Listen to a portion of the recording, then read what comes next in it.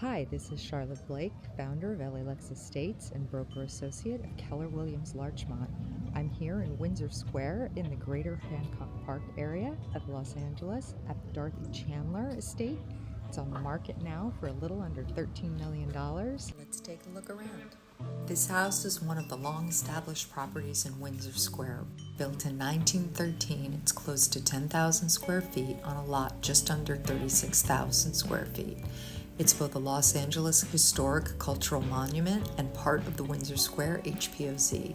That means both the architecture and the character of the property are protected. The home was called Los Tiempos by the Chandler family. They were the owners of the LA Times.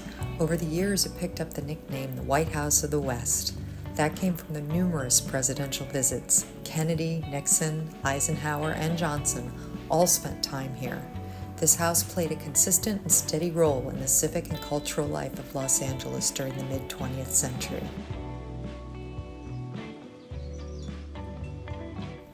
One of the wonderful things about this neighborhood is how close it is to the Hancock Park hub of Larchmont Village. It's a short walk to Sweet Lady Jane's, Phil Rosenthal and Nancy Silverton's new diner, Max and Helen's, Salt and Straw for ice cream, Clark Street Bakery, the Sunday's Farmers Market, and many, many more wonderful shops and restaurants. Dorothy Chandler's connection to Los Angeles runs deep. She was one of the most prolific philanthropists in LA up until her death in 1997. From this house, she organized the fundraising efforts that kept the Hollywood Bowl alive.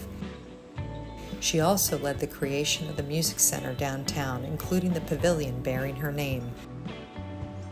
Many fundraisers and meetings related to that work happened right here in this house. Inside, the house reflects its early 20th century design. There's extensive millwork and craftsmanship we just don't see anymore. Part of the architectural credit goes to Julia Morgan. She's best known for her work as the architect on the Hearst Castle in San Simeon. Her influence shows up throughout the home.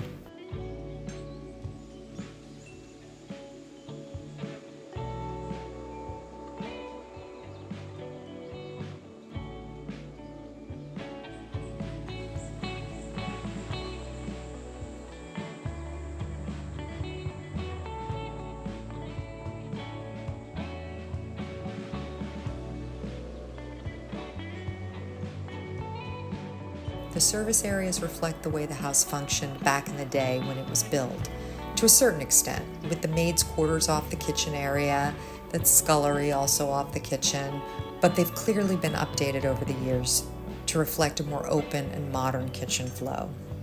The original dumbwaiter, however, still remains intact. Toward the back of the property is the pool and the outbuildings. The former pool house has been converted to a wine and bar room, and there's a 2-bedroom guest house above the garage, likely used for servants' quarters many years ago. Some of the stewards of this home since the Chandler era, however, haven't fully maintained the historical intent of the home despite its landmark status, particularly with changes to the landscaping and certain decorative elements. But the underlying architecture and the historical significance of the estate do remain intact, and there's a real opportunity here for the next owner to restore the few areas that need it in a way that aligns much more closely with the home's original character. I, for one, look forward to seeing what happens in the next iteration of this magnificent property. If you enjoyed this home tour, please like and subscribe, and you'll be notified for more.